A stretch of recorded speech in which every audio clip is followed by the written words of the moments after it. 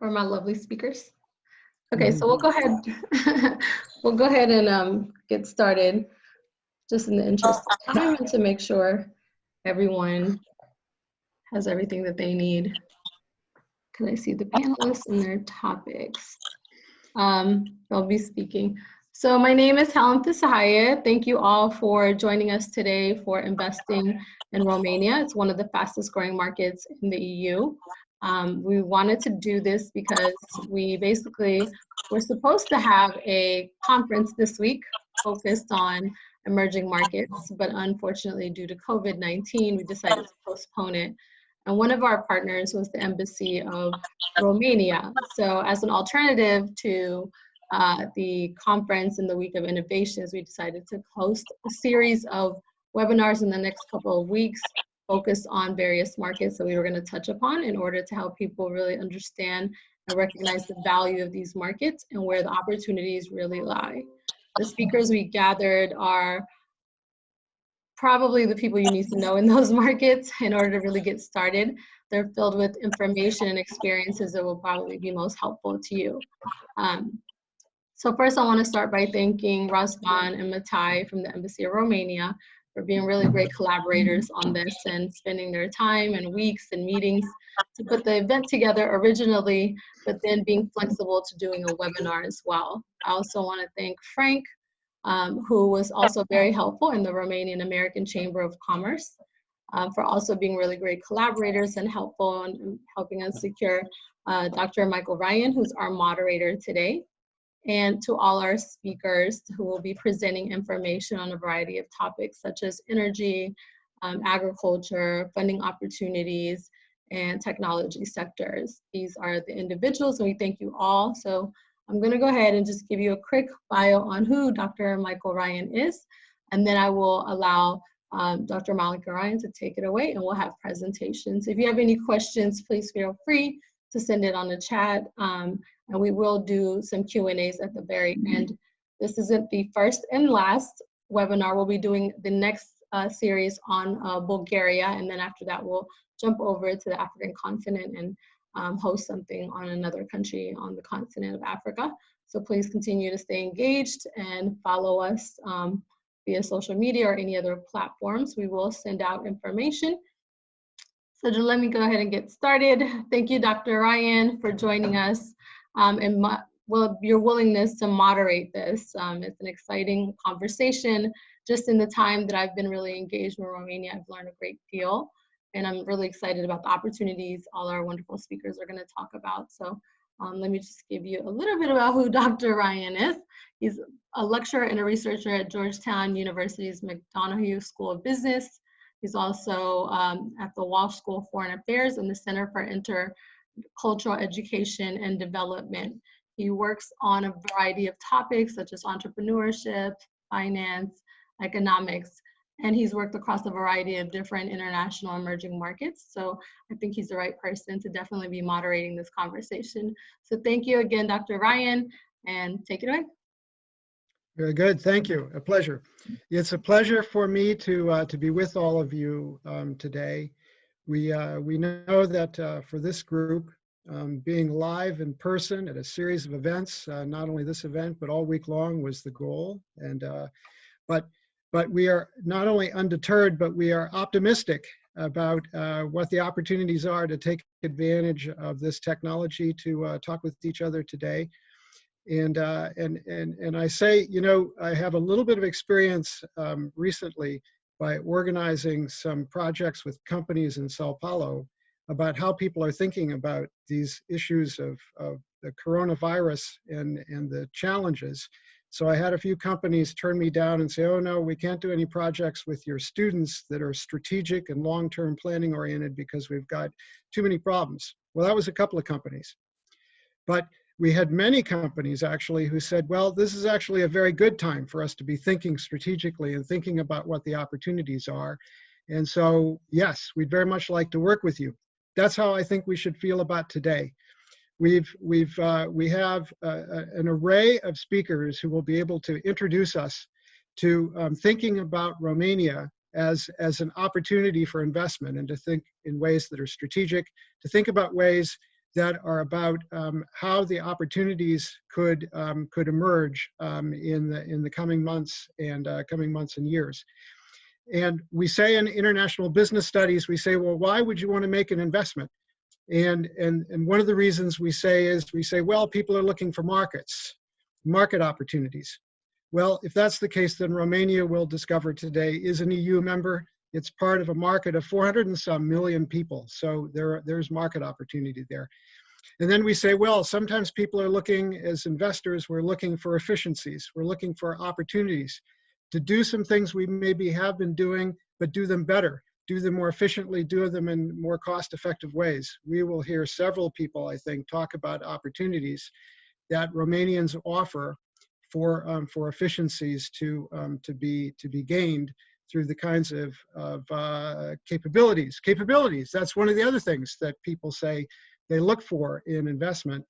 And we'll hear a number of people talking today about the capabilities that exist in Romania, ranging across information technology and agriculture and manufacturing. And so we will hear about issues of capabilities. And then one of the other things we say in international business studies is we say that institutions can actually be resources, that the institutions can be resources. And we'll also hear about institutions in Romania, and what we'll hear is some impressive discussion about institutions in Romania. I take, for example, one metric, shall we say, is that while we in the world are all struggling with coronavirus, Romanians have been doing pretty well. If you look on the most recent Johns Hopkins rankings, with respect to incidence rates and such, what one will find is that Romania is ranked actually just ahead of Denmark, which is one of the better European countries, and yet they are ranked a little above Denmark, despite the fact that they have a much bigger population. So I think we'll hear about institutions as resources. And so with that, what I'd like to say is that I'm delighted to introduce Matai, who's here in the embassy here in Washington, D.C. And his role is to promote the trade and economic opportunities as counselor for the Embassy of Romania, a job he's experienced at because he also did it in Brazil in the past and other places. And so this is somebody who can do a splendid job for us of introducing and giving an overview of the opportunities that Romanians will offer potential investors. Matai, can I ask you, take it away for us. Thank you, Michael, for your very kind words. I hope you can hear me. I'm trying to. Very good. It's very good. I'm trying to operate this thing here. I'm not sure. Can you see the presentation on the screen? Looks good. Looks good. Okay. We're good. Anyway, so like I said, so our discussion today is predicated upon the hypothesis that there is a very strong correlation between one country's aggregate STEM skill set and IT infrastructure on one hand, and its ability to generate sustainable rates of economic development on the other.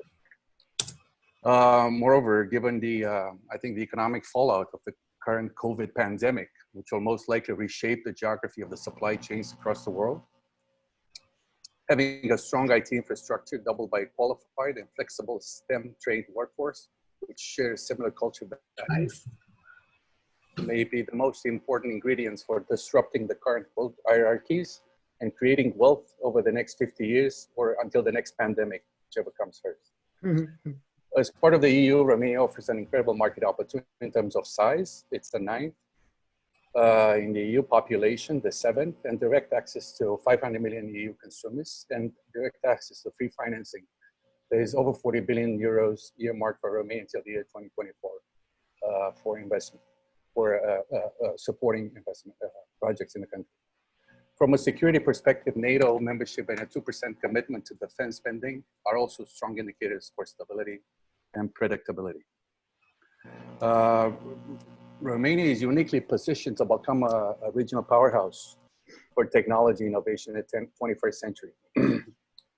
Over the past 7 years, Romania has maintained an average real GDP growth rate of over 5% annually, with the IT sector being a major vector for development. I'm just going to give you a few figures. IT engineers, which represent 2.2% of the entire active workforce, generate now about close to 7% of the country's GDP, and are projected to reach 10% of GDP in 2025. This has had an important spillover effect in the economy as manufacturing added value has gradually reached 20% of GDP, where medium high-tech and high-tech industry represent almost half of that. Romania has a very cost-effective business environment, enjoying the 4th lowest gas prices and the 6th lowest electricity prices in the EU, and one of the fastest internet speeds in the world. Also, a significant network of 84 industrial parks spread across the country with both private and state ownership. State incentives, state tax incentives for the IT and innovation sectors include 0 profit tax for the reinvested profit in new technological equipment, 0% income tax for software developers, 0% income tax for employees hired in R&D companies, 0% income tax for R&D companies for the first 10 years of operation, and accelerated depreciation of R&D equipment. Investors in industrial parks, to name a few, have benefited greatly from exemptions on land, building, and urban planning taxes. Global software companies such as Oracle or Amazon or IBM or Amgen have already leveraged the development potential of Romanian software developers, the software industry at a fraction of the cost compared to Western Europe, while maintaining the product quality. They have also contributed to the initial development of a tech startup environment that is developing today. According to the latest report from the State of the European Tech Report, which is published yearly by a company, Atomico, in 2019, there were close to 120,000 developers in the country, which makes Romania the 14th in the EU, up from 116 the previous year. And the country ranked first destination for investment in IT out of all the countries from the former Eastern Bloc, with $770 million in 2019, up from $53 million in 2017. 2 years, more than 12 times over. To put in a context, the UK attracted 2.9 billion in 2019, and France and Germany 2 billion investments. Romania ranked 11th, thanks to Uipath, which is arguably Europe's fastest growing deep tech champion. For those of you who are probably not familiar, Uipath is a global robotics powerhouse that has emerged from Romania in 2017 and has now reached $7 billion in valuation. Speaking to the Financial Times about the Romanian startup ecosystem, Friedman, which is the co-founder of Fitbit, which is a company that acquired a Romanian-based smartwatch startup Vector in 2017, said, and I want to quote that, the most impressive and reassuring fact in Romania is the active number of young technology entrepreneurs. Young people who are about 20 years old in imagination, the part to challenge the global ecosystem of startups. The evolution of the tech startup scene in Romania is highly positive. New investment funds and business angels support more and more tech-based startups. Looking into the future and following in the footsteps of Uipath, Romania has the great potential to become a regional tech aggregator for business in Central and Eastern Europe. Despite the fact that at this point in time, it's the first market in Southeastern Europe on many business segments, already exceeding Hungary, even the Czech Republic on many consumption areas. And has risen. Really quickly, sorry, can you put yours into slideshow so we can see the whole screen? I have it in the slideshow, I don't know. Or into presentation mode. It's hard to see the bottom. Yeah. The third button on the left. If you see. On the left, the third one. Yep, right there. There you go. That is? Yeah. Thank you. Yes. Yes.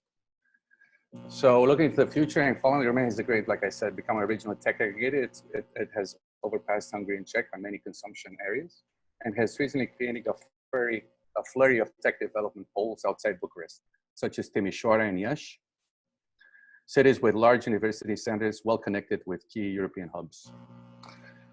Finally, I would like to mention two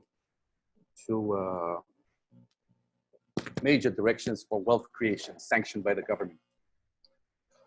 One is the adoption of the 5G strategy in Romania in June 2019, to be followed by a call for tenders for the country's 5G network, was scheduled for early this year, but for obvious reasons, the business rescheduled for 2021, which is set to create about 250,000 jobs and fetch about $5.2 billion.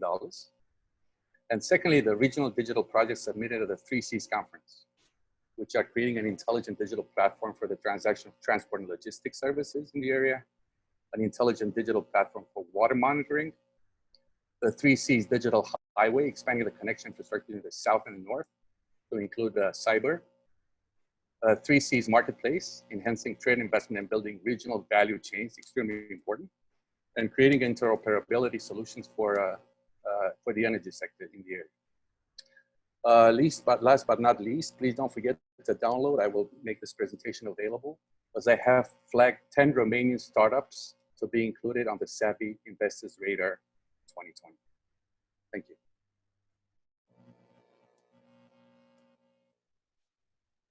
Ty, thank you.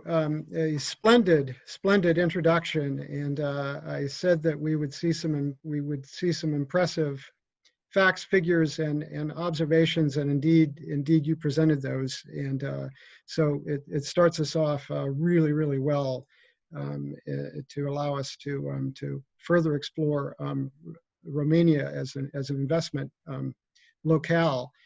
And to that end, I'm really happy to introduce Dana Busen to you. We're going to be talking in the coming time together about hubs.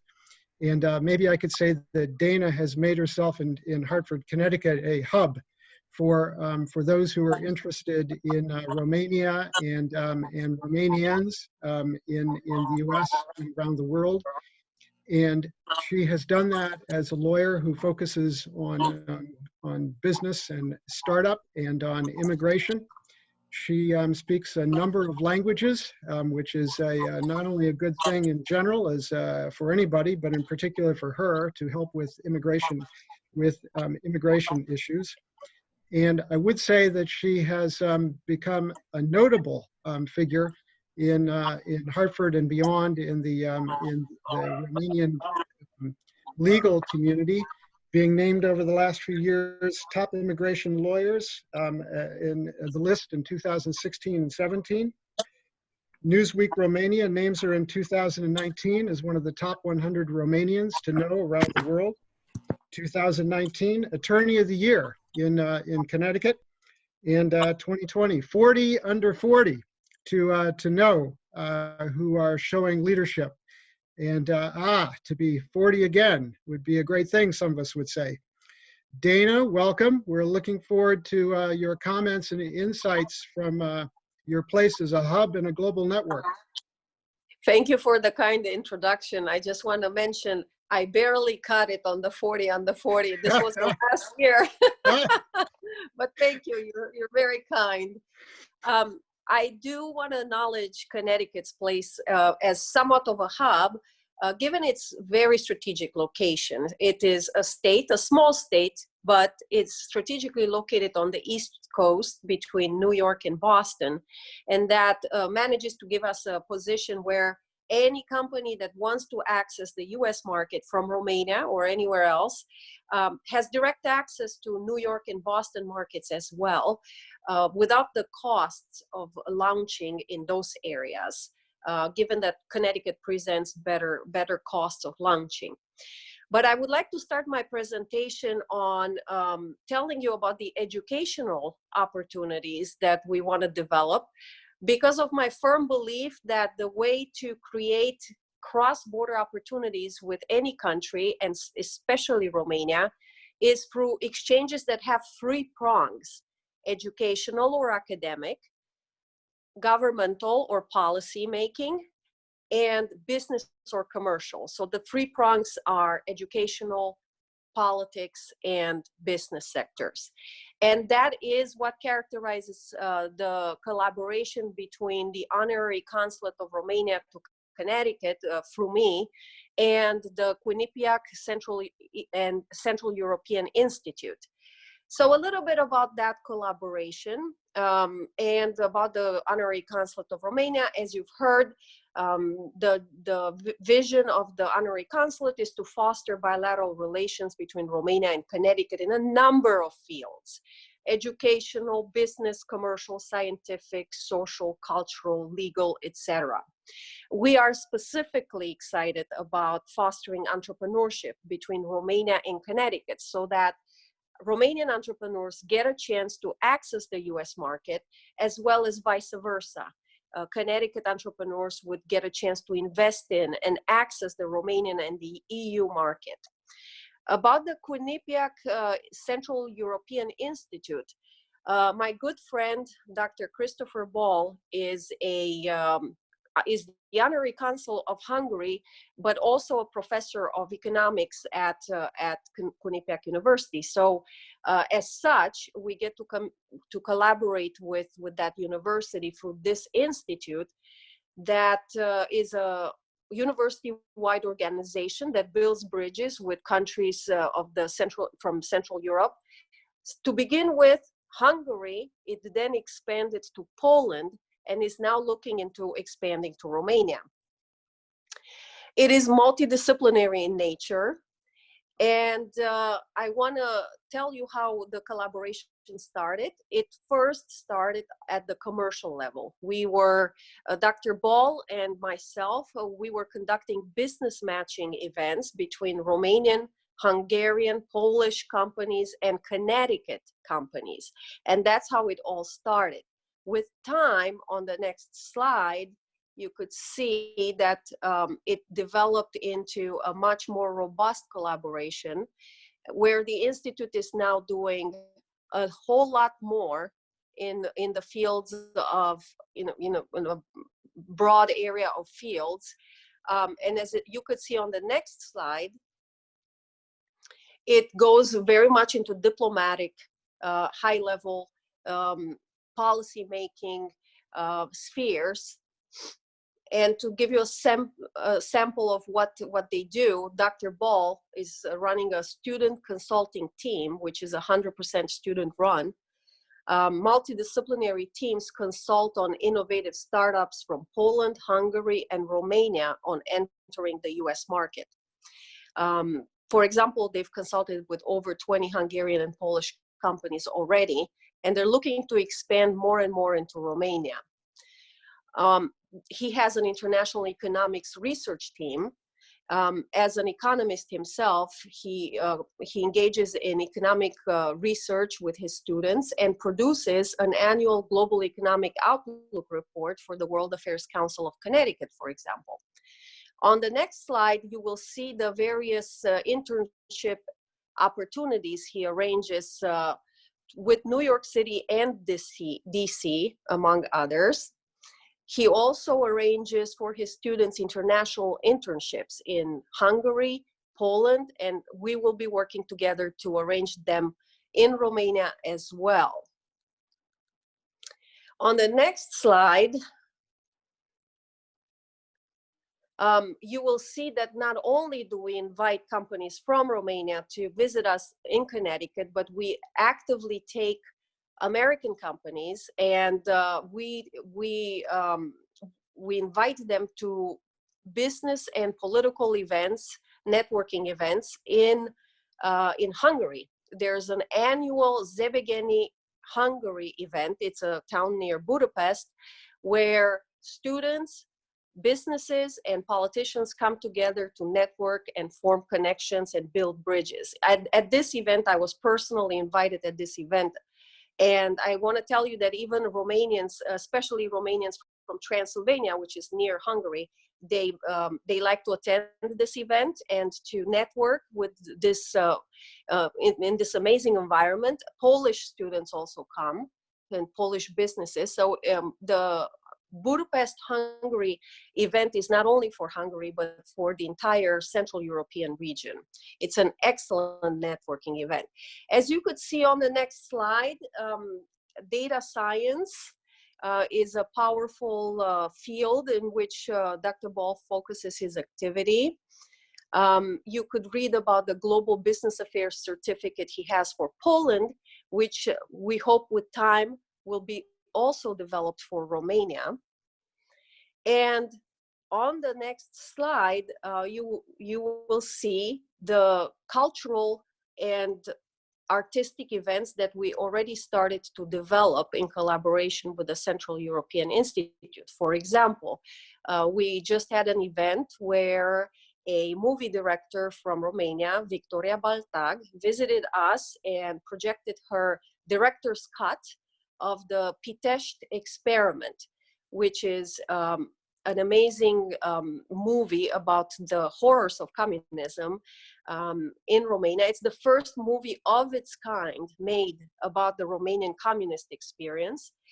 And along these lines, we want to continue to develop with the CEI more art exhibits, as well as a series of presentations and lectures by Romanian writers, philosophers, scientists, and folks from many other fields.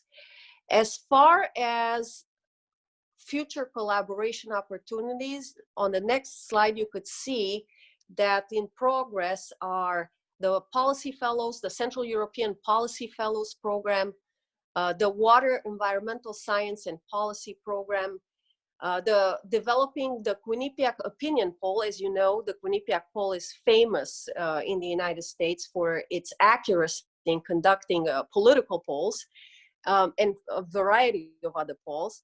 And Dr. Ball is envisioning being able to collaborate with the countries of Central and Eastern Europe in utilizing this poll for their benefit as well. And one of my favorite projects for future collaboration is the CEI Innovation Hub, whereby we would love to assist Romanian companies with launching their business on the US market. And how would we do that is by pairing Romanian tech entrepreneurs from Romania with Connecticut-based American students, mostly MBA-oriented students, so that you have a good pairing between the tech brain and the US-based business savvy. That type of combination could successfully launch a bunch of Romanian businesses into Connecticut and the United States market in general. You could also see that they have a game design program, which they are seeking to expand. And on my last slide, this is a medical exchange opportunity, not through the CEI, just independently through the Honorary Consulate of Romania, but I thought it worthwhile to mention that we find incredible potential in putting together medical professionals from Connecticut and Romania so that we could engage in a transfer of medical know-how with Romania, for example, such as was done with Dr. David Weinstein from the Connecticut Children's Medical Center, who is a world-renowned expert on rare pediatric diseases. And it turns out that in Romania, they didn't yet have the proper method of diagnosing and treating rare pediatric diseases. And Dr. Weinstein flew to Cluj, Romania, held a conference, training sessions, and now we're looking to put together doctor exchanges, a shadow program whereby Romanian doctors can come and observe him at his glycogen storage disease practice. We want to as well seek even more world-renowned experts from Connecticut who could transfer their medical know-how to Romanian doctors. And with that, I thank you very much for the opportunity and I welcome your questions.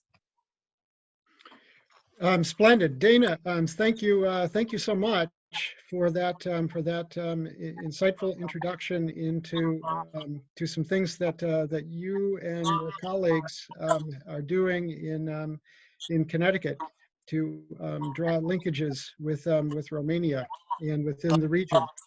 I'm happy now, if I could, to introduce Margareta to us.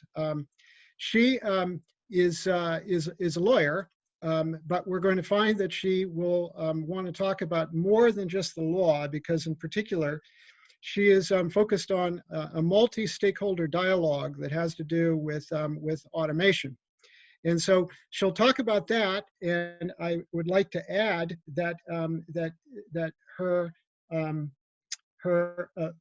experience at the intersection of policy and business and regulation will enable her to offer us yet a new, fresh insight into the way in which opportunities and capabilities are evolving in Romania. So, Margareta, please join us. Thank you so much, Dr. Ryan, for the kind introduction. It's a pleasure to be here, and thank you so much for the invitation. I work on public affairs and public policy at Uipath. By way of background, I'm a lawyer, but at some point I shifted towards public policy. And today I will speak briefly about Uipath as a company, and I would love to engage as we move to the Q&As towards, a more regulatory discussion or focus on legal. But, just to give a brief overview of the key facts of Uipath. It's a global technology company that was founded in 2005 in Bucharest, Romania. It now operates at a global level. The headquarters are in New York City, but we remain with a large presence, large footprint in Romania and in Europe as well. We expanded also to Asia. We operate now based on 50 plus offices all over the world. The valuation of the company is at $7 billion US, with an annual recurring revenue of 360 million as per December 2019. At the same time, the total funding that Uipath has managed to attract between 2017 and 2019 are $1 billion US. So it's a large amount of funding that have managed to support our product development, our global expansion, and our our acknowledgement as a market leader in the field of our technology. And then I'm going to go a bit dive deep on that as we move forward. So in terms of the global workforce that we have at Uipath, we are around 3,000 employees. More than 700 are in Romania. And we have 4 major R&D centers. 2 of them are in Romania. One of them is in Bucharest. One of them is in Cluj. And the rest of the 2 product centers are in US, in Washington State, in Bellevue. And the second one is in India. About customers, very briefly, we have a very large pool of customers, around 6,000 customers worldwide. Public sector is also a strong customer, especially in the US, where we have 60 plus governmental agencies as customers. Since we also spoke a bit about education, I think more than a bit, to be honest, I'm going to speak a bit about education. We have also a commitment towards it. So ever since we founded the Uipath Academy, that's the first online academy to get trained on the robotic process automation, we managed to gather a pool of more than 750,000 users. So this is a very large pool of our community. We also developed programs to get trained on robotic process automation. One of them is focusing on universities and exchanging know-how and incorporating robotic process automation curricula in universities. The program is called Academic Alliance. And at the same time, there are also other programs designed specifically for upskilling and reskilling of the workforce. It's called Automation Ready Workforce. So a lot of involvement in education, both in Romania and at the global level, is very important for us as a company as well. So a bit about, the origins of Uipath. I mentioned that it started in 2005, but between 2005 and 2015, the initial team formed by Daniel Dines, the CEO and co-founder, and Marius Turco, the other co-founder, have focused on building, the first automation libraries and the first desktop automation product line that was launched in 2015. Starting with 2015, we managed to gather the funding for the initial seed round. And then between 2017 and 2019, we secured 4 funding series that I mentioned earlier. So with all of this great expansion that we experienced as a company, we were named the fastest growing enterprise software company.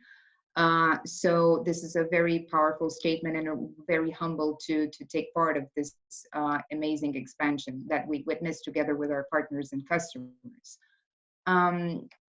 About the core business, because I mentioned a lot robotic process automation, but didn't really define it. So this is the core product of the company. Robotic process automation allows anyone to configure a computer software or a robot that can emulate and integrate the actions of a human within digital systems, so that the mundane, repetitive, high volume tasks that we perform on our computers can be performed by a digital workforce. The aim, the overarching goal, is to have more time to focus on creative work, have more time to focus on strategic planning, on exactly the tasks that require a lot of human intervention.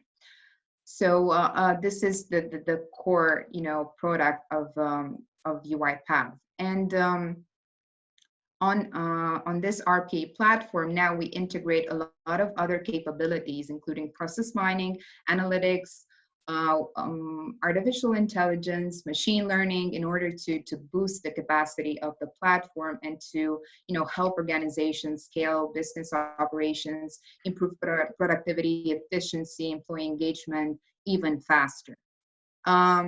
A couple important points about the technology is that it's non-invasive technology. It works well with legacy systems. It's not very picky, to be honest. What it does, it emulates the human execution, so that business users can have more time for the creative work and the strategic planning. According to top analysts, we are the market leader in the category of robotic process automation and automation. Hyper-automation is another term that we now use to define our products. At the same time, we are championing the automation first era, where we advocate for a robot for every person.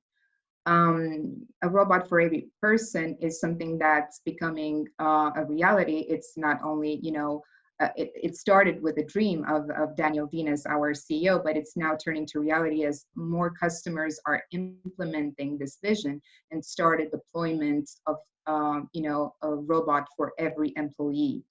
So this is basically what we do as a company in a nutshell. I'll be happy to talk about it further as we move towards the Q&A. Thank you.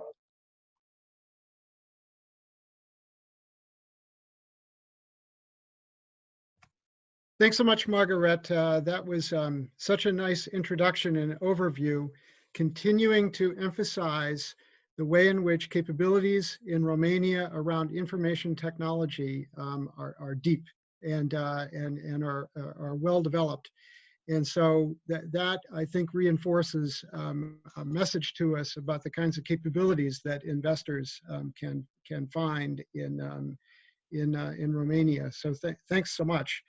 And with that actually makes for me a nice transition to introduce Bogdan to you. Bogdan will also talk to us about information technology capabilities. Coming to us as a guy who started his first information technology company when he was still in college, and has now devoted himself to not only entrepreneurial ventures himself, but also as not only an advocate, but as an institution builder. in order to make it possible for others to engage in innovation and entrepreneurship. And so therefore a center that he and colleagues have been working to put together. And so Bogdan, we're happy to welcome you. And so please take it away. Thanks for introduction, Mike. Really appreciate your words. Hello, everyone, and thank you, Helen, for the invitation.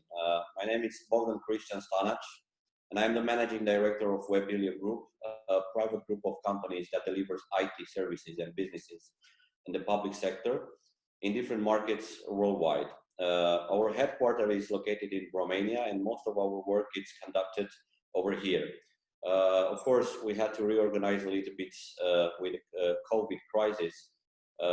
In terms of some of our people are working from home, some of our people they are in isolation modes and they work also remotely, and some of our people are in the offices.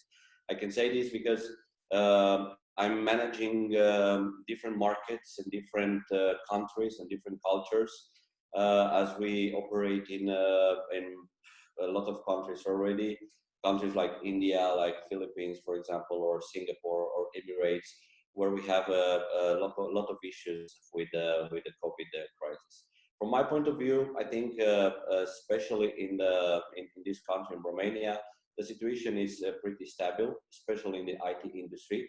But of course, all this reorganization will affect on the midterm, especially having in mind that we work a lot in the public sector, where we're finding a lot of troubles and delays because nobody knows yet what to set in terms of priorities, projects, and so on. So far, Romanian government adopted some sort of strategies and programs to help companies with different grants of capitals. I think this will be a big boost into such programs worldwide, having in mind the overall facilities, and based on the current estimation in Romania, I think it's doing pretty well. Of course, let's all take the best part of this. I think a part of spending more time with the families. Let's agree that now we have more time to launch better our products, find new market opportunities, and see where we can find new trends, new technology, or just gather some new information. My background myself comes from IT. I'm a software engineer, and lately I become an entrepreneur, managing today a private group of companies with a global coverage with almost 100 engineers all over the world. We do provide digital solutions for businesses and the government. And all this crisis that happens right now reminds me a lot about the old times when I started actually to do different freelancing projects for some outsourcing companies from different countries, especially from the west side. I can say that I feel the crisis from different points of view, having in mind that we have employees in different parts of the world, and there is everywhere a different approach of this, and a lot of troubles with all these restrictions. But of course, we need to believe, and we need to move on and hope for the best. 15 years ago, I started from scratch a simple office in Romania, and I had a few people involved, mostly my friends. And I remember I was one of the guys that I was actually working more hours than everyone, trying to achieve every single piece of projects or what we did that time. And I remember that time, the friends that I used to work with them, they were very addicted with games from that age. And I had to replace them pretty fast in order to be able to deliver actually some work and projects to the customers. And I was doing towards that a lot of HR work. And one of the first questions that I was actually asking people that time was if they like games or if they play games, because that was a set priority for me, especially having in mind that time of the world. We were all addicted for Romanians, especially the one that comes from the Czech side. We're all addicted with different games. Long story short, say, today we have offices in Emirates, in Singapore, in Romania, and lately we opened a facility in the US. I'm proud that we develop a very stable and certified network with lots of connections from different industries and markets from different countries, on both in the private and the public sector. When I started, I was keen to learn more, to meet people, to build my network in order to be able to target new developments on the way. In fact, I was actually fighting to gather any piece of information that I felt useful for later on stage. I remember that time I did find lack of support from different perspectives in my country. So I had to do everything by myself, step by step. I could say that I have experience in most of the countries where we operate right now, because in all of them I was directly involved in order to create the facilities, to open the market, to do all this business development, and actually face all the barriers in order to be successful there. I had to learn, I had to travel, I had to link it up with every conferences or events that was happening mostly in the West side. So everything was pretty costly, more or less. There was a very big investment that time, I remember, without any outputs for the short term. Nowadays things are different. Romania is still on the top list of the resources, especially in the IT niche. In simple words, I wish I could start everything from the ground right now, but things are different. I believe a lot in the potential of this country, and I think today for startups and SMEs, there are so many tools that you can use in order to achieve in a short term a lot of information and opportunities down the way.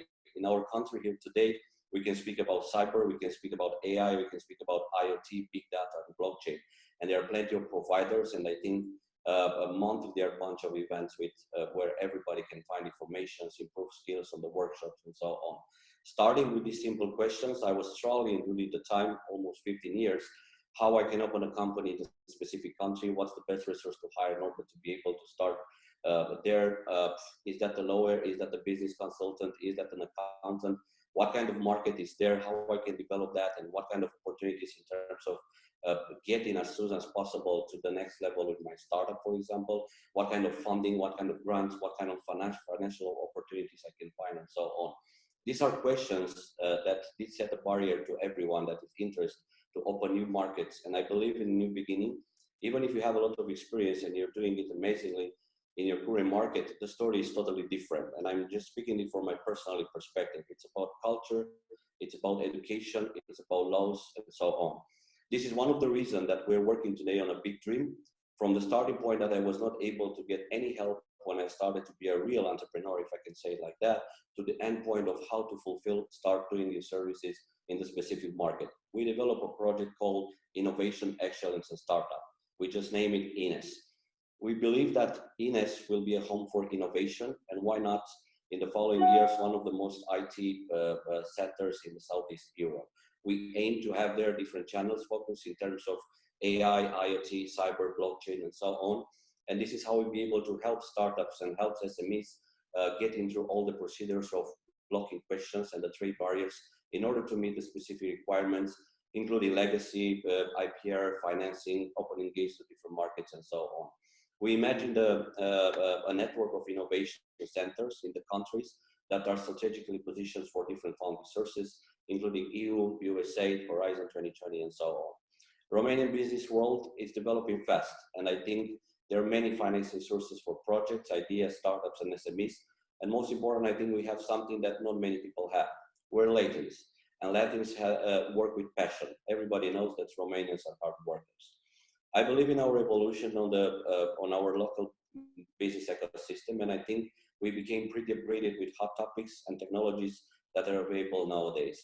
As we know, Romania has a long tradition in IT, and we still think we have great resources at unbeatable rates. That's why I strongly believe Romania is still a great choice for tech innovations at any stage of Romanians. I will add probably in the end of my discussion just a few keynotes. A part of the strongest real GDP growth in the EU, we do have the fast internet, we have the educated workforce, we have the low labor cost, we have the low living cost, and we have low flat taxes. Thank you very much.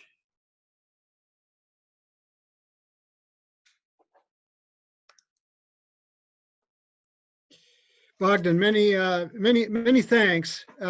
Your personal experience becomes a bit of a case study in an evolution of an entrepreneurial environment, which you found to be difficult in your early days as a college student, that has evolved now, to use your word, ecosystem, right?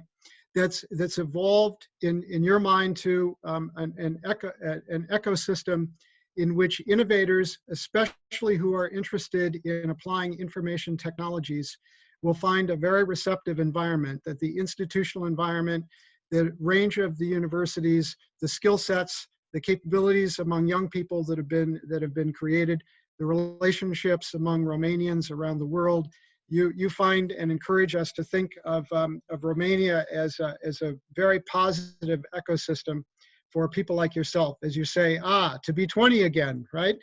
And so thanks very much. What I would like to do, though, is to say to us that while we've had a good deal of emphasis on information technology, and appropriately so because it's a major area of capabilities in Romania, our next speaker is going to say to us that a significant part of the Romanian economy actually is rooted in agriculture. And so I'm happy that I'm going to be introducing to you Viorel, who is president of the National Association of Flour Milling and Bakeries.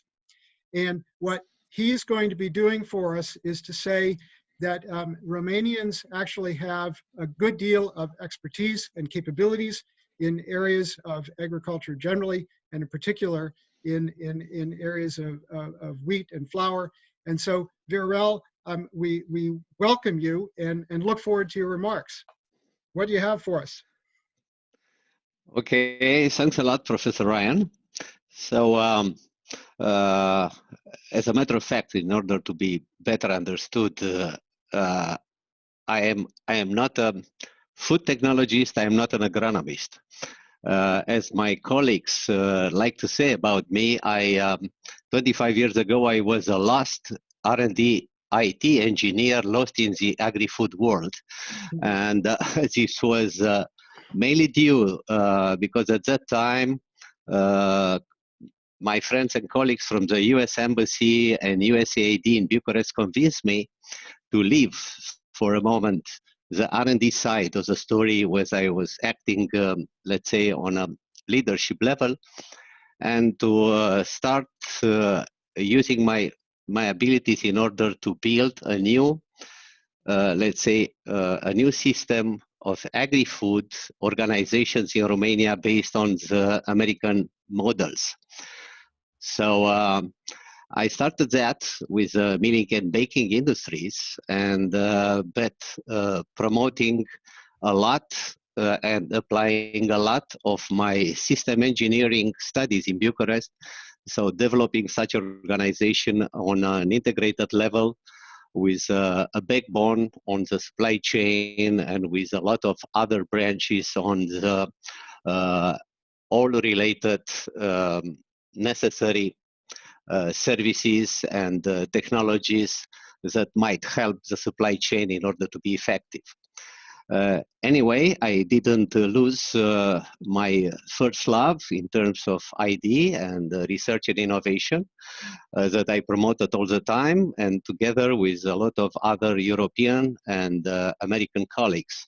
So I was, let's say, on the front line some years ago when the European Union started and realized that the agri-food, European agri-food sector, which is one of the major economic sector of Europe in terms of land potential and labor force, number of jobs, but at the same time, which is less developed in terms of digital technologies and any these new types, especially that European Union has as a strategy that the next decade to be the digital one. So in this respect, EU allocated some important amounts of money in terms of non-reimbursable grants in order to put the seed, let's say, in the ground for the new digital era for the agri-food sector. So being in the front line, I am now, for the last 2 years, I am the co-leader for Southeast Europe in terms of building up the new digital ecosystem for agri-food in Europe. So the region that I am in charge of starts in the north with Romania, all the Balkan countries, and then ending up south in Israel. So it's a very challenging region with many cultures, many languages, and quite a different level of technology levels. So I will share my brief presentation to you. Okay, so is it okay? Do you see it?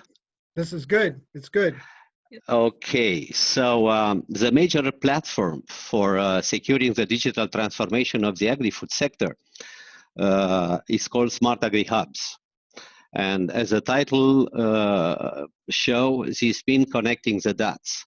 What kind of dots are we talking about? We are talking about the new element of this new ecosystems that turns around entities like digital innovation hub for agri-food, which are surrounded by innovation competence centers, IT providers, and all in the benefits of the agri-food communities. So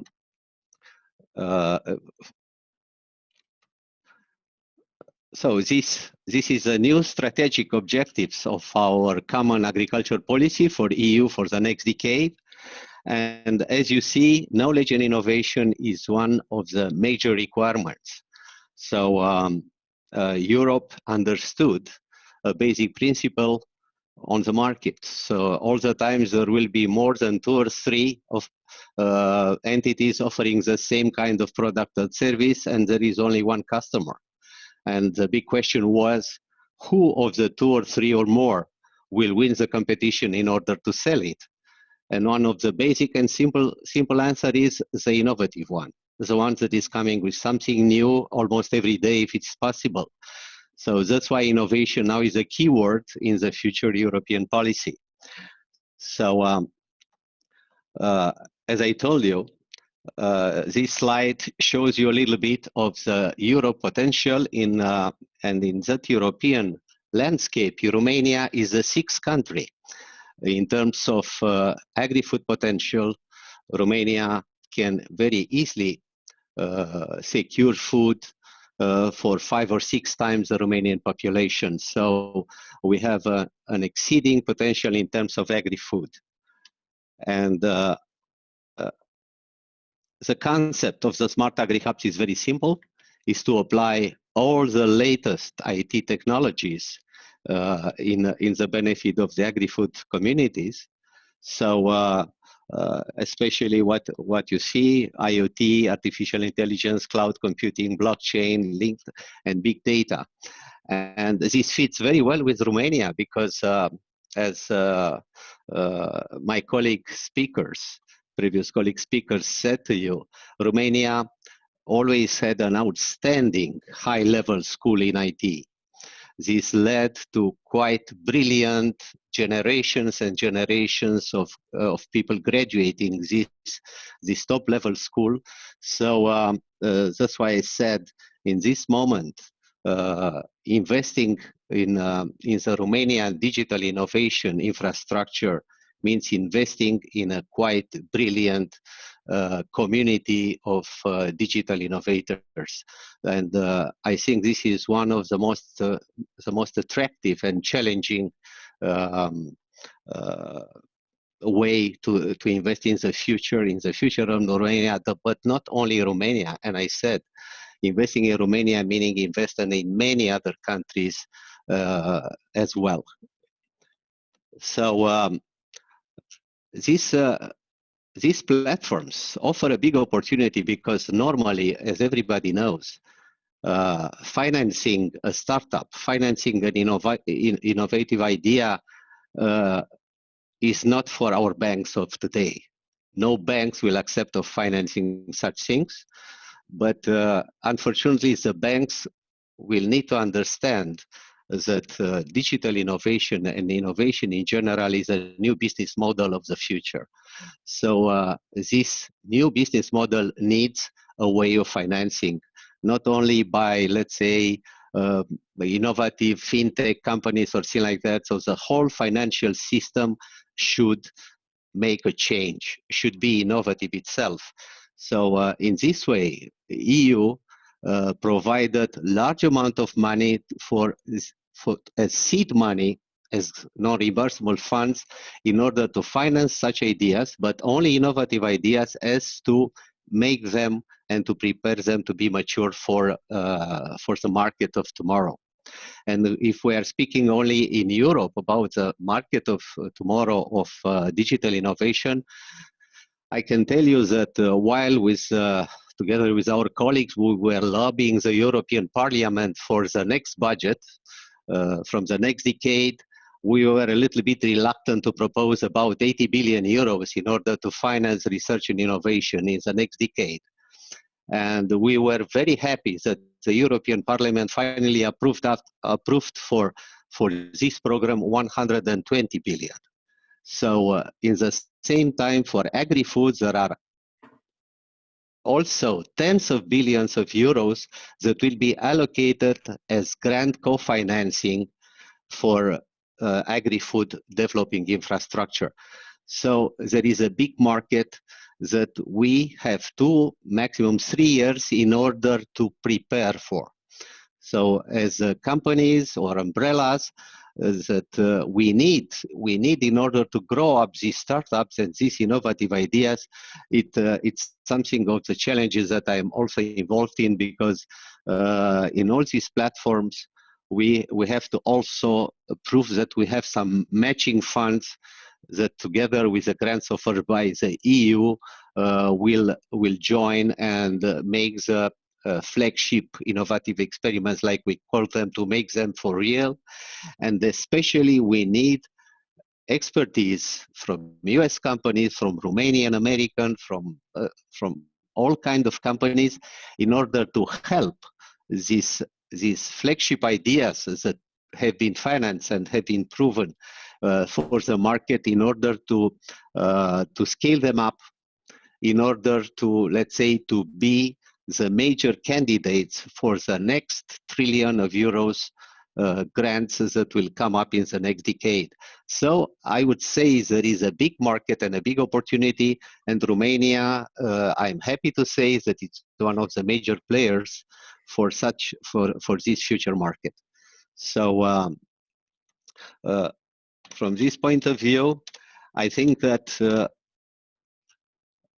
I found very, very good companies and very promising, very promising entities as competence centers. Not too many, okay, the project started just 1 year ago, but this is a good start. And what we have for the next 3 years of this platform is to develop this ecosystem, to invest in this brilliant community, in the benefit, I said, maybe first of all, not only of the farmer communities in Romania, but for all Southeast Europe communities, and then further on for Europe. Because in Smart Agri Hubs, we will have something that will be very useful for small, medium, and very large company. We will create a library of innovative solution, a library of a real competence center for digital innovation, and a good network of digital innovation hub for agri-food assembled in regional clusters. So we, I think all these represent quite a very, very attractive, let's say, target for to invest venture capital in innovation in our digital innovation hub infrastructure, and further on in the future of Europe, and why not in all mankind. Thank you very much. Very exciting, Viorel. Thank you so much for that overview. And what you emphasized to us is that Romanians have been succeeding in taking one core competence in information technology and to combining it with core competence in agri-food, and be able then to put these two core competencies together in ways that will be transformative with respect to the agri-food businesses. And as you emphasize, really throughout the whole supply chain, and do so in ways that will enable Romanians and others within your region to become European leaders in the production and distribution of food. And that seems to me to be very exciting in itself. And furthermore, to reinforce the themes that we have been offering about the way in which Romanians have been building capabilities and building ecosystems and building institutional environments to make this all very, very sustainable. And this is a very exciting message and messages that you all have tried to share with us. And so I think that the best thing I could do right now is to say to members of our audience who have been probably like me, have been just wrapped in attention in hearing these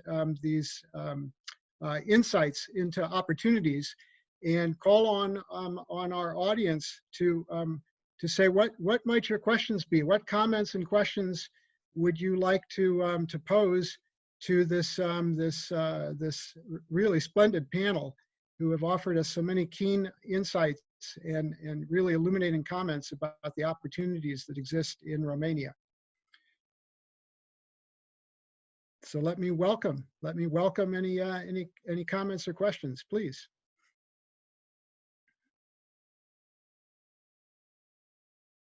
I see. Yeah, please go ahead. I raised my hand. This is Camelia Roșca. I am originally from Romania. I have lived in Boston for 25 years. First, I want to thank you and the panelists for incredibly rich presentations. It has been a tremendous pleasure to hear the creativity and the dedication and love for Romania of the participants. I do have one question, for example. I have many questions, but I'll stick with one. Romania is not only an amazing place in terms of its population and the higher level of education, a high level of education of at least a segment of the population, not enough, but we'll work on it. But it is also a beautiful country. It's a country that has the largest virgin forest outside of, in Europe, outside of Scandinavia, but the climate is much better in Romania. We have the Danube Delta. We have an extremely hospitable people. And so I wonder whether the panelists have thoughts about opportunities for further development of the tourism, particularly ecotourism industry in Romania. Thank you so much. I will take my answer offline. So here we have a question then about ecotourism opportunities within Romania. And can I ask, do any of the panelists have thoughts on the ecotourism opportunities in Romania? I'll step in briefly. I think it's very important that ecotourism, it's primarily a private effort in Romania. There's actually, to my knowledge, there's about 2 ecotourism destinations approved in Romania by the European Commission. But there is an ecotourism association in Romania, and I think entrepreneurs are interested in pursuing this opportunities. So they should contact the association and work together towards getting certified and getting included, the tour operators, and spread the word and whatnot. So for everybody who's interested, I'm gonna type in here the address of the Ecotourism Association in Romania. There's a contact information there. You can find that person. You can obviously reach over to us, the embassy, yeah. If I could just add to that, Matai, they at Georgetown over recent years, our executive MBA program, we've had quite a number of executive MBA teams that have decided to choose ecotourism as the subject of their capstone research exercise. It's a big business in this world. It's a growing business. Obviously, we have a bit of a slowdown at the moment, shall we say, but the opportunities are great. And so the opportunities that Romanians may have to participate in that are real. And we have a great advocate for ecotourism. It's Prince Charles of Great Britain, who's bought property in Romania. And he comes there and visits every year. And, interesting. Splendid. May I welcome other questions to our panelists? Please speak up. I'm not necessarily able to see, but speak up, please.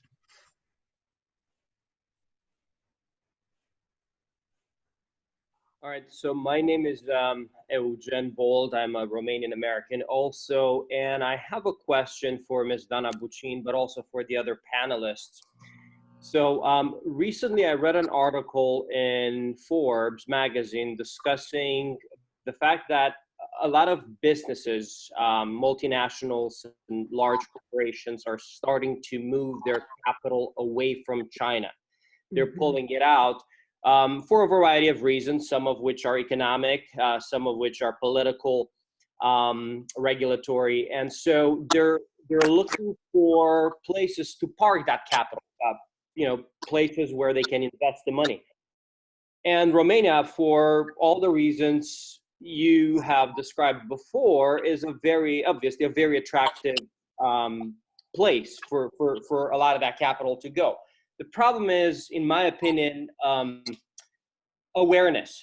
The fact that I've been living in this country for 16, 17 years now, and I don't feel within the investment circles Romania has a high profile or is well known. So what can we do as a community to improve the perception or the awareness within our circles and within the American investment community, the American capital community, so that way we can push more of or redirect some of that capital towards Romania? I'll take that question. Thank you so much, Eugen. And actually, your wonderful question ties into what another participant had asked about General Electric and their capacity to invest in Romania in ecological generators there.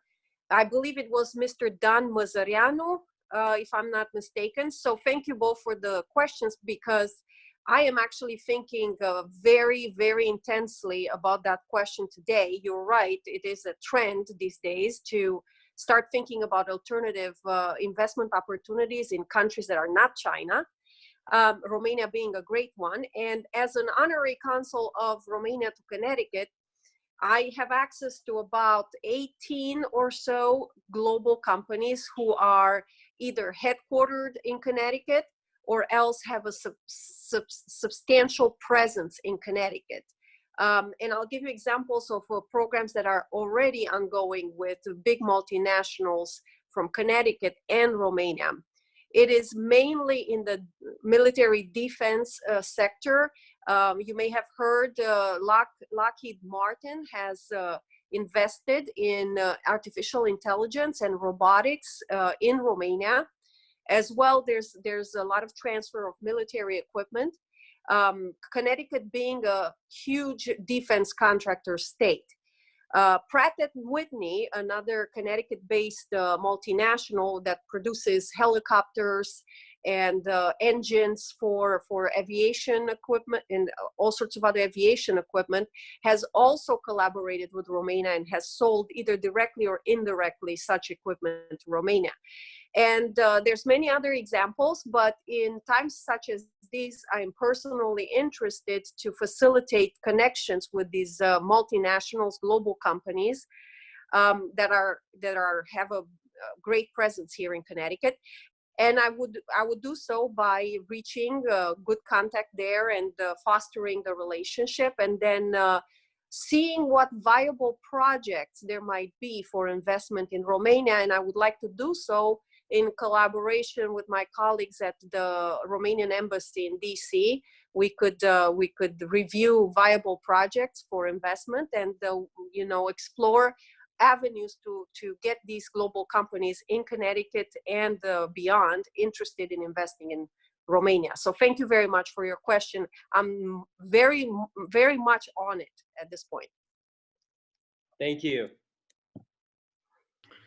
If I could just add to that good question and answer, the network of Romanians here in the States who must reside in many cities around the country can indeed be almost like we would think of as we think of our university alumni as one of our biggest resources at Georgetown. So I would say that that it may very well be that Romanians who, as you, Eugen, who are, I think you said you've lived here about 16 years now, you are the potential alumni who can be the network that can be trying to be the public relations and investment team that can extend the capabilities of people like Matai and Dana. And so there is strength in those in the networks that Romanians have, and to continue to try to leverage them. May I call on and welcome that others offer us some comments or questions to this this insightful panel. Mike, this is Frank Petruca. How are you? Frank, splendid. Yes, I just wanted to add to the last comments from Dana, and happy to talk to anybody about ways to promote Romania and Romanian investment, either from a communications perspective. Also, I would like to inform the audience here in the US about two organizations. One is the Romanian American Chamber of Commerce. If you could just check that out and see, there are different events throughout the country. Also, here in DC, we have an organization called Alianța, which is a great way for Romanian Americans to network, to get to know each other, and to see what everybody's up to, and a lot of synergies related between what's happening in Romania, what's happening with Romanian Americans, and those of us who aren't Romanian Americans but interested in Romania. So, slide. Very good. Thank you, Frank, for emphasizing that that networks can be especially useful when they are connected and organized, and the association can magnify those kinds of relationships. Good. Can I ask others to share comments and questions to this panel? This is Camelia again, unless others have a comment.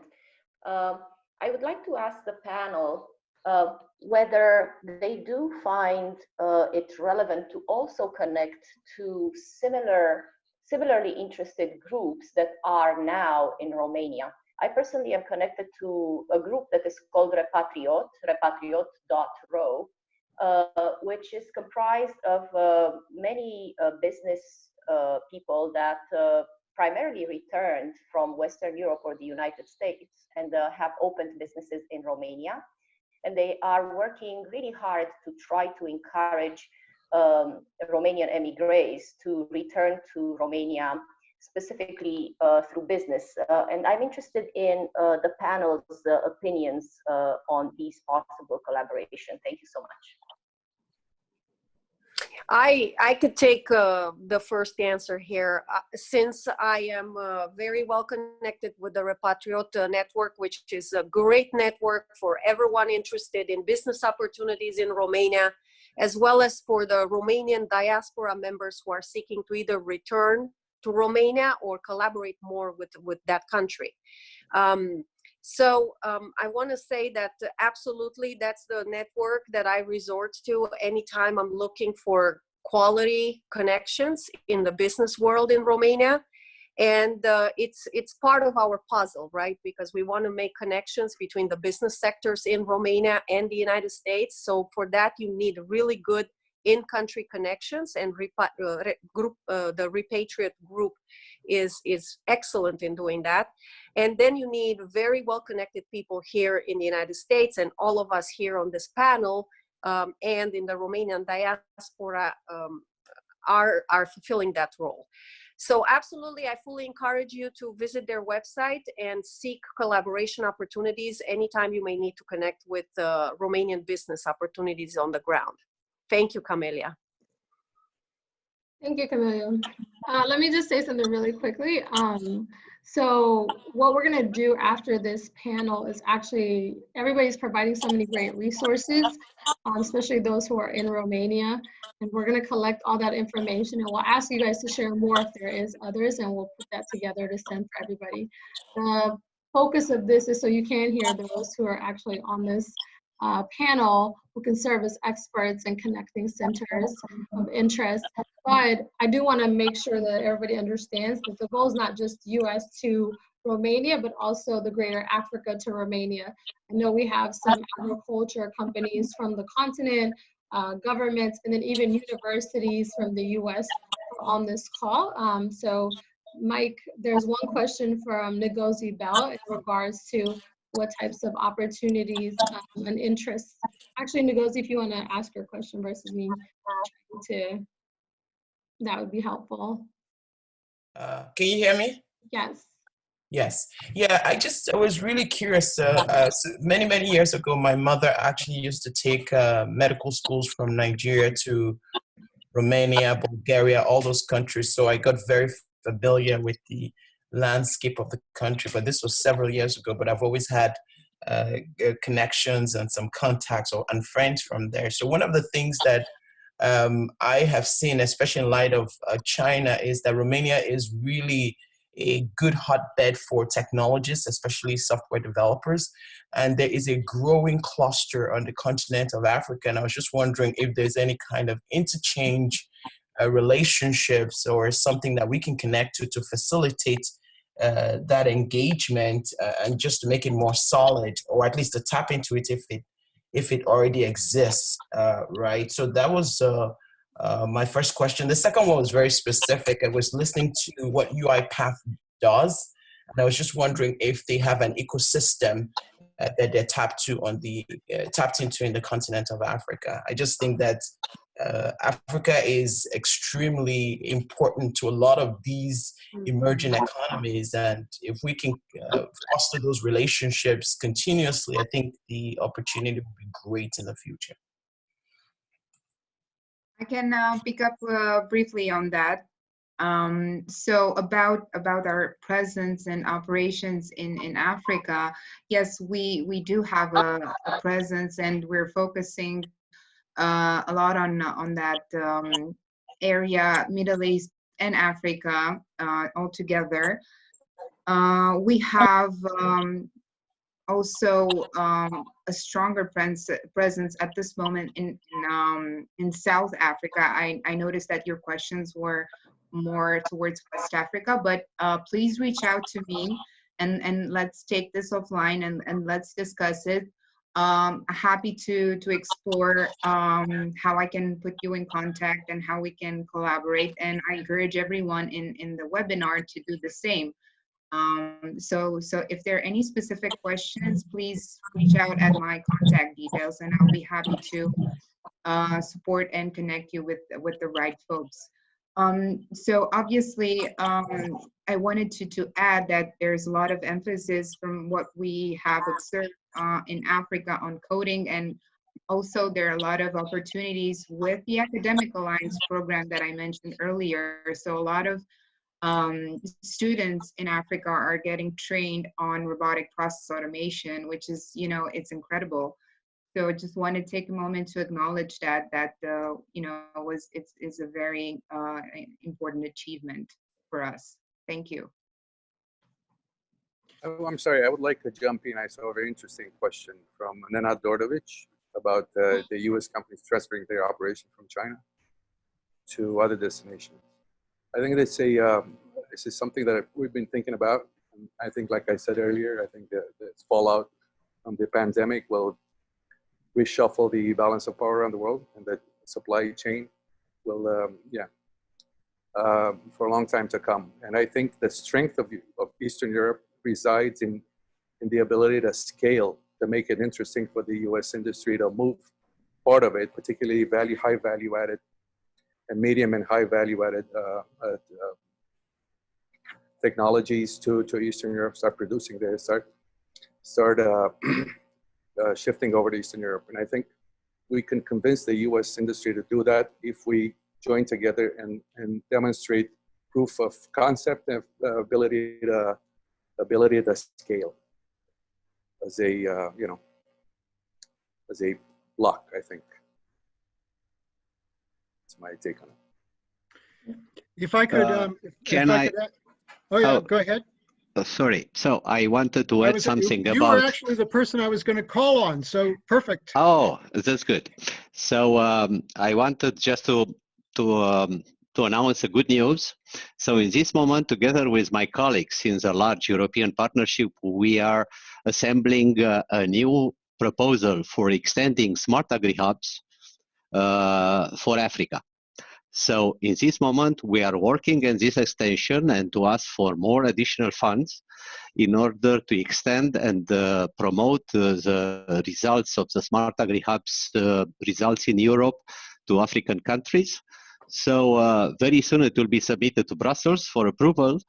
And feel free, because we need reliable and good partnership in Africa in terms of research institutions acting in Africa and representatives of the agri-food communities in Africa to contact me in order to have them joining the global partnerships that we are under assembling for this new extension, Smart Agri-Hubs for Africa. Thank you. And if I could say, Viorel, that's a really a decisively important initiative to be able to take. I've spent some time, especially in East Africa, and observe that that the economies are heavily dependent on agricultural production, which is, shall we say, not particularly organized in ways to maximize efficiency and to be used and to use information technologies throughout the supply chain in ways that would enable people in East Africa and throughout sub-Saharan Africa to find export markets, and so initiatives like yours have tremendous potential. And so that's indeed very exciting. And just, I do want to add, so the way this whole conversation actually started was because of the Horizon 2020 and Horizon Europe Fund. We were primarily working with the Bulgarians in order to connect African universities and institutions, as well as American universities and institutions, to that marketplace.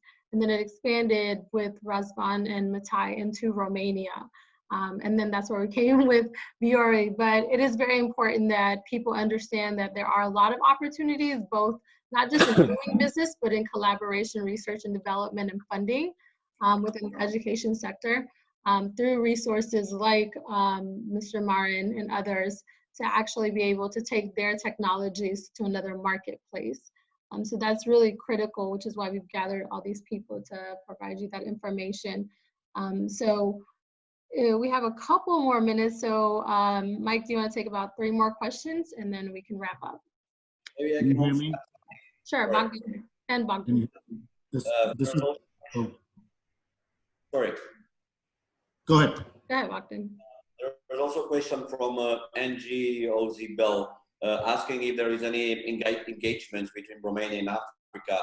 And I could add just a simple answer from my perspective, because we also operate there and we're doing some projects funded by the, financed by the World Bank and some other financing sources. And I just remember that we had some troubles with some initiatives there.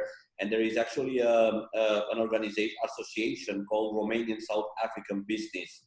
I think I have the link, maybe I can just email it to you, that can take care of that. And as far as I know, there is also an engagement from the IT perspective. So you shouldn't be worried about that. I'll be able maybe to share you that association. I have an email and a contact for them. On our end, we're starting that engagement. So we do have some African businesses, both on the agriculture side, who are actually on this call, and on the IT side.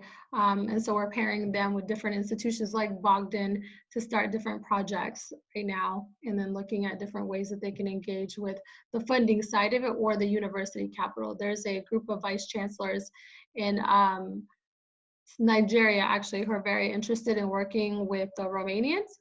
And so while 2 of the rectors that were supposed to be on this call were not able to make it, that's going to be another future opportunity discussion on a webinar focused specifically on the education to private industry or to university collaboration. for anybody who's interested. This is Adrian. Can you hear me? Yes, Adrian. I'm sorry. Can I start now? Yes, go ahead. I have a quick question. I am actually an American citizen. I was born in Romania and my family moved to the United States in 1984. Lived in the States since then. I started coming back to Romania for every 2 years for almost about 10 years since 2000, 2002 up to 2008. And then I have not visited Romania starting again last year, well, actually 2 years ago.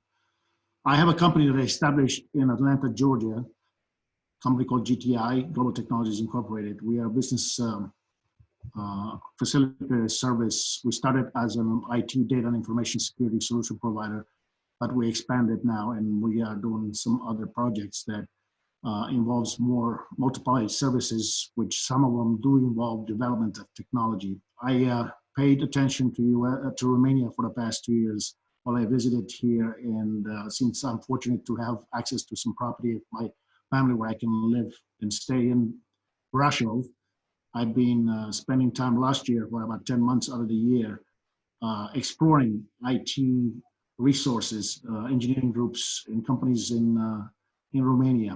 I'm interested to set up a group of developers or resources that can assist with some projects that we have prospecting at this point, one in Europe and one in the US. As I would think that it would be a good idea to set up a company in Romania that would collaborate with a company in Atlanta, Georgia. I would like to see if the panel has any advice of how should I approach that.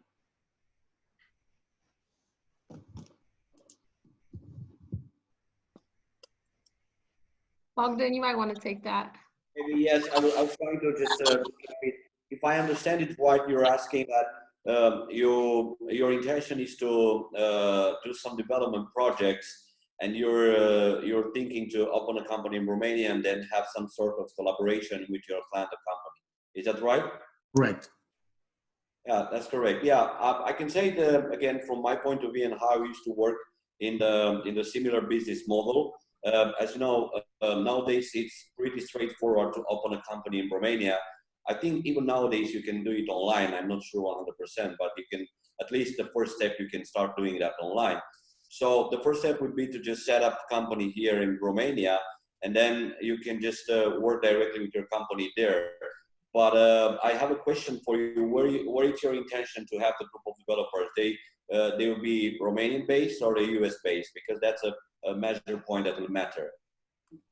So obviously, I'm interested to have access to resources out of Romania. Obviously, talent in Romania is well recognized, and not just from the price perspective, but looking at talent altogether. It's you know, the deliverable. Obviously, the delivers are very recognized, well, good product and good deliveries. So I'm interested in working particularly with resources out of Romania, but it will be an offshore and onshore type of arrangement.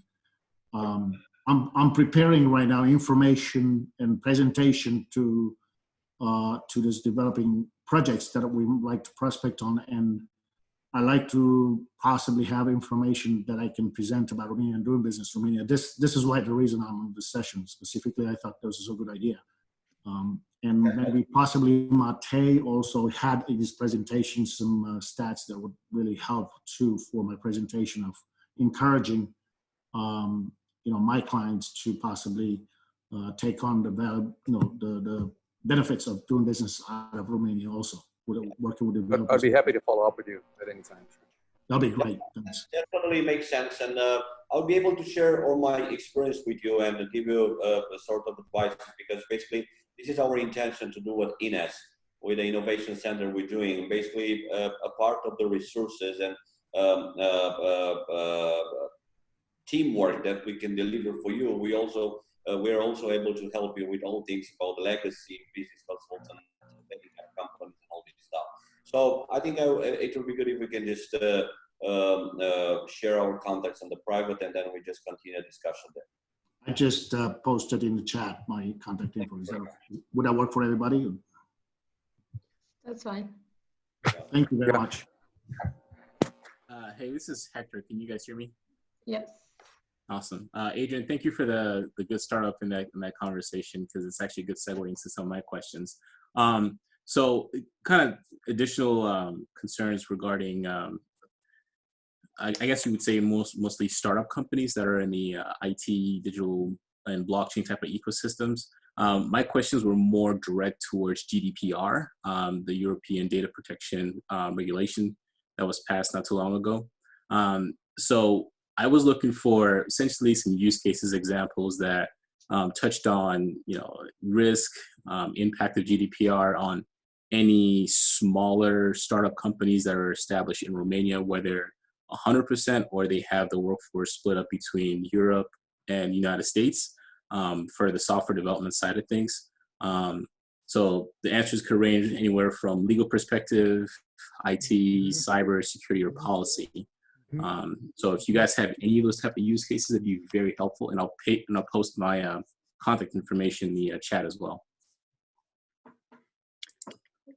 So that's very good. Does anyone, by the way, have a few remarks about his question about data privacy and how that is how that takes shape in Romania? Hi, my name is. Yeah, can I? Okay. Okay. Can we let Margareta first respond? Yes. Thank you. So just quickly, very important legal advice, get legal advice. So that's my number one. If you have questions about, the importance of privacy and security and data protection, just make sure that you have the right, support. It's always good to do the research by your own, but if you struggle and if you're unsure, the risks are too high, because the GDPR, is a very complicated instrument, and it's very much applicable at the global level now, because it's important, the kind of data that you operate with, and especially in IT&C, it's really challenging to separate these things.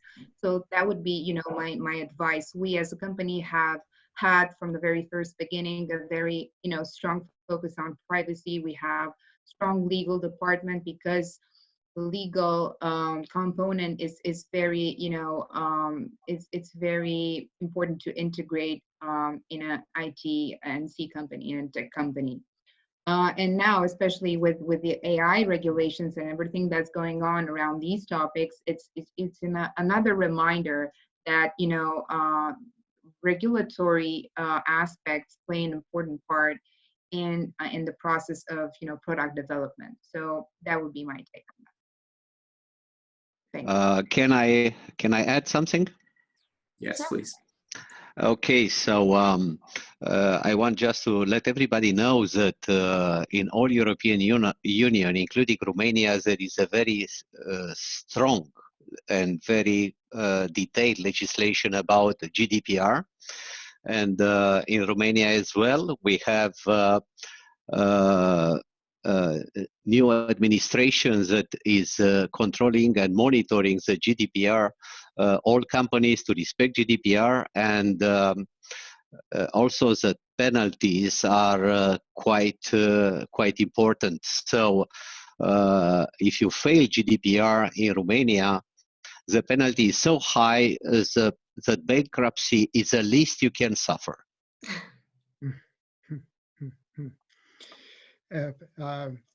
Poignantly put, memorably put, Viorel. So Margareta and Viorel, thank you for those comments about the importance of paying attention to European privacy, the privacy regulation. What other, I believe that we interrupted, I think there was another question, another comment that was coming to us. Yes. Yes, I want to talk about also GDPR. My name is Severin Sinzianu, and I manage a consultancy company on recruiting and HR services in Romania.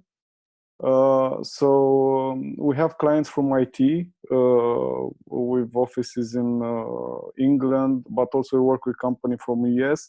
So the GDPR aspect is very different from Voyo's part. It's very strict, and the panelists before me told you it is true.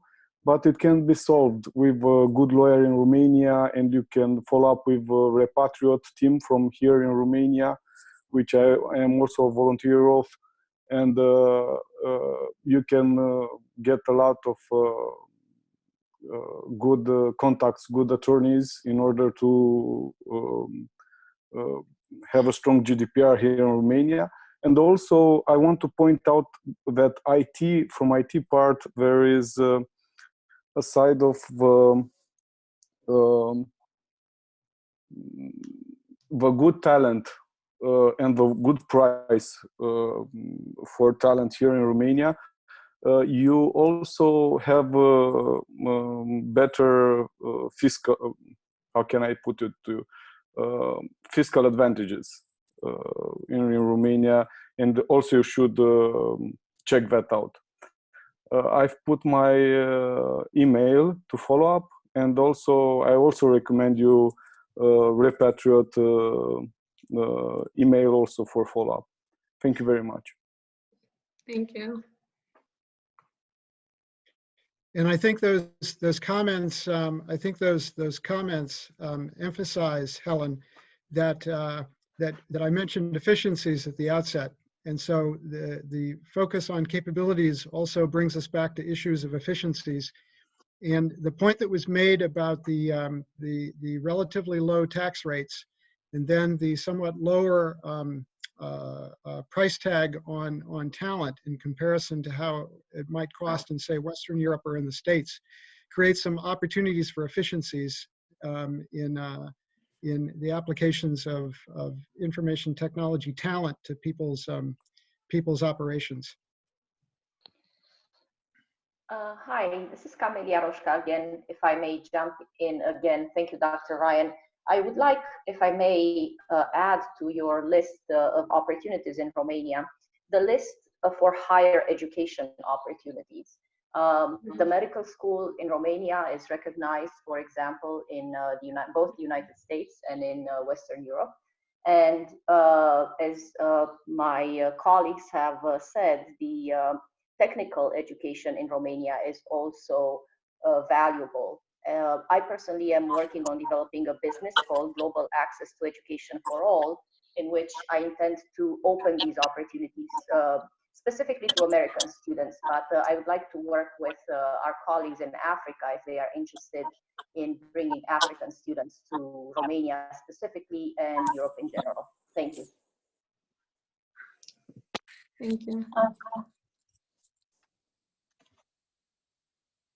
Any other questions or comments for our panelists, or general points of discussion and comment? Dr. Ryan, this is Scott Grinnell in Washington, D.C. Question for the panel at large. Can you talk about the government of Romania's view on public-private partnerships? What type of priority they emphasize on these types of relationships, and are they targeted at any specific industries today? Matai, that sounds to me like a question that could be directed to you. That's for me. Yes, I agree. We had an event. Let me put it this way. It started a couple of years back. The government sanctioned some 16 large infrastructure projects worth about 32 billion euros at the time. There's a great interest in having U.S. companies bid on these projects and participate in comment and get involved in these projects. There's a great interest. I know they're working on a solution because some of the budgetary and fiscal constraints coming down from the EU prevent the country from engaging expenditures that might jeopardize the budgetary parameters, right? And they're looking for solutions for that. I know the banks are ready to step in, and we had a very good discussion with Exim Bank and MIGA and EBRD and the World Bank, Bank of America, even private institution, PNC, to finance, to help U.S. companies come to Romania and get involved in this. I think the ball is in our court at this point. And as the information, as new information comes up, we'll keep you posted. So I encourage you to reach over to me. My email address, it's public. I've listed it out here, and happy to follow up with you as new information is available. There's another. Does that answer your question? It does. And as a general comment for the panel, from a U.S.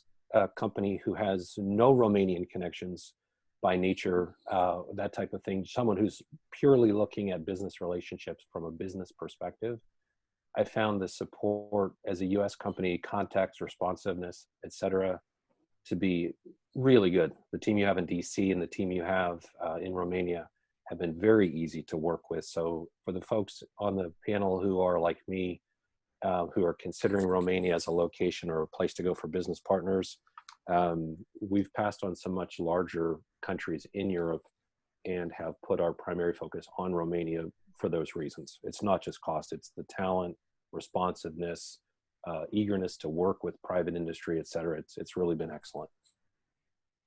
Thank you. Appreciate it. That's quite a great comment. Thanks, Scott. And a small comment from me regarding this public-private partnership. Very honestly, I want to tell you that it was quite an opening to such projects, but I must tell you that it was only a big flow of Chinese proposals that flowed in Romania for all kinds of infrastructure building and all this kind of large partnerships. So I must tell you that what I saw from our authorities is a certain reluctancy regarding those Chinese proposals, and what I heard about opinions from our government and parliament is that Romania is quite waiting with open arms, mainly as a fully engaged NATO partner, to wait for serious proposals from US or European partners. And this is what we are, I think we are looking for, all of us. Thank you. Very, very helpful comment, Viorel. And Mike, we have time for only one more question, but I see that Larry Schaefer, he has a question that's been repeated a couple of times. So Larry, if you're still on, you want to ask that live, or we can read your question. Guess we'll read his question. It says, what interests or efforts have been expressed in alternative energy and controlled environment agriculture? I think that might be for... So Viorel, is that an issue that you can speak to? Oh, he's on Viorel, mute. you're on mute. You're on mute. I'll just jump in really quick here. Sure. I'm just Okay. mention the matrix energy. The energy matrix in Romania is as such. Non-renewable energy sources, 59%. 27 hydro, 11 wind power, less than 1% biomass, 2.5 solar energy. So yes, there is a lot of opportunity for alternative energy in Romania project. Yeah. That's very good. That's very good. And Viorel, just comment? yes, to add up, Romania will be one of the major beneficiaries of the important European Green Deal financial proposals. So out of the billion of euros that are set to be allocated for the Green Deal, I think Romania, it's I think number 4 or 5 in top of beneficiaries of this financing. So it's a big open door to it, and also in terms in renewable energy, but also in everything related to bio and eco terms. And just as a final for ecotourism, in terms of ecotourism, Romania is a heaven on earth. Because Romania was one of the European countries that, let's say, didn't benefit at all because the farmers were quite poor from some time in order to, let's say, take advantage of the new technologies in terms of chemical inputs. So in Romania, just a few chemical inputs have been applied in the last period. So just a comparison in terms of reconverting a hectare of land to bio in Romania, it takes 6 months to 1 year. In Germany, it takes 15 years. So Romania is fully bio and eco and open to anything that will be green. Interesting. Well, I got audio now. Ah, very good. All right, awesome. Well, they just answered your question. Well, the question also was around the agriculture piece and controlled environment agriculture, specifically aquaponics or even hydroponics, but more in my world, the aquaponics piece. And I understand the vulnerabilities and the difficulties that traditional agriculture has had over the time. But I'm wondering what opportunities there would be for controlled environment agriculture and aquaponics. Huge opportunities, Larry, huge. Because Romanian farmers are more and more attracted by production in closed space, which is completely and fully digitally controlled. So with less exposure to climate volatility or any other adverse impact from the environment and so on. So in our Smart Agri Hubs, we are fully promoting such innovative ideas in such type of agriculture production like urban agriculture or hydroponics and everything else related to it. So also a big open door to it. Excellent, because I had talked to Frank and Bogdan before about this for some of the innovative hubs. And if we can develop those partnerships in Romania or otherwise, like we've done in Guinea and Liberia, we should be starting to build our facilities over there, starting with a large training center coupled with a large solar array to power everything this fall. But if we can establish those relationships in Romania to begin with, like a training center over there, to the scale of about 6,400 square meters, maybe a hectare of land, and then another hectare of land for the solar array. It doesn't have to be urban, it can be rural or peri-urban, either way. But that's our objective as we're moving forward to help farmers and food insecure areas all over the world. Interesting set of comments. Helen. Yes, Larry. So just one last comment to, yeah, okay. So for Larry, yeah, training, awareness campaign, and pilot projects. We have 2 years in order to prepare for the multi-billion euros grant investment in the new program in order to include as many projects in hydroponics and urban agriculture as possible. But first, we have to prepare the ground.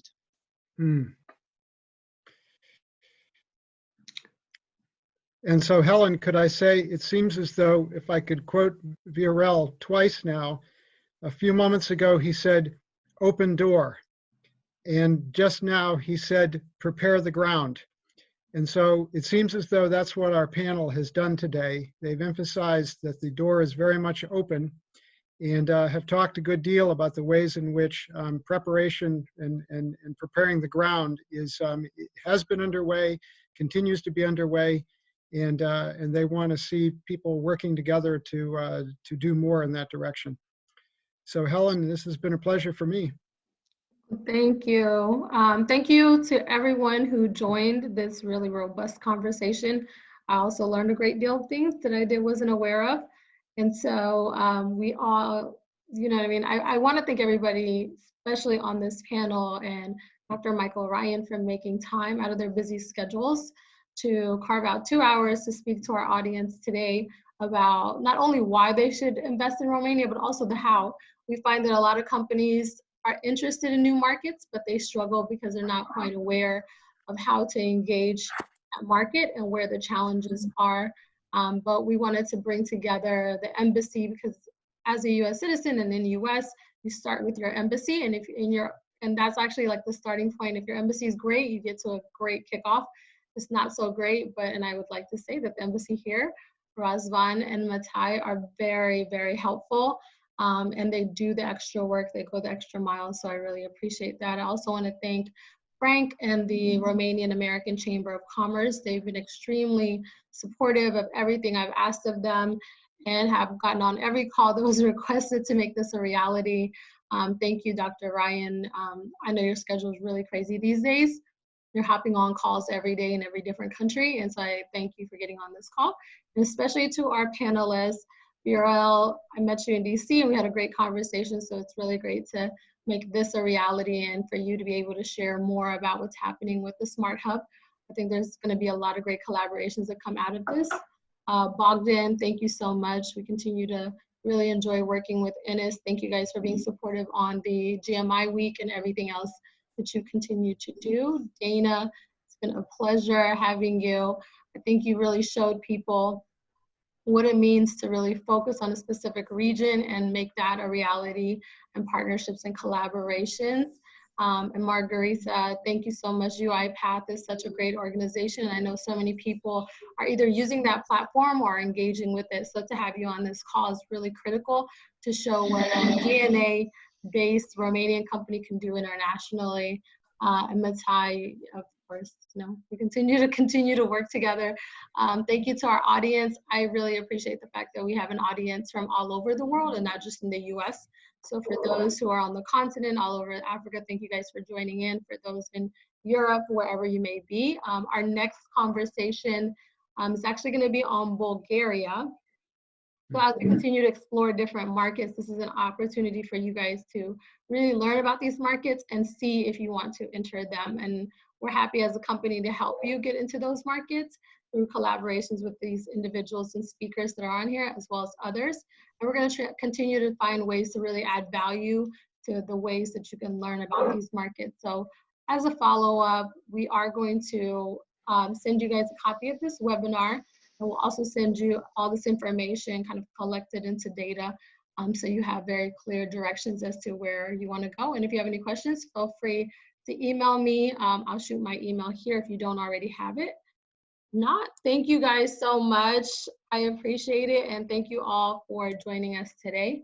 Have a great rest of your week and a great rest of your day. Mulțumesc. Thank you so much. Thank you. Mulțumesc. Stay Frank. Bye-bye. Thanks so much. Bye-bye. Thank you. Bye-bye. Thank you. Thanks, Frank. Thank you very much. Thank you.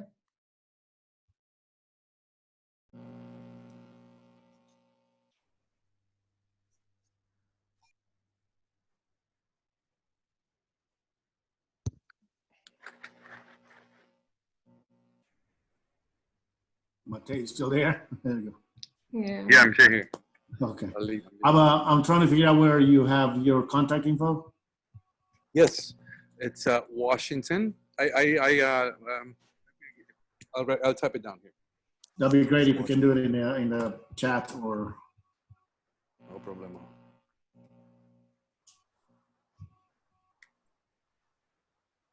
Do you see it?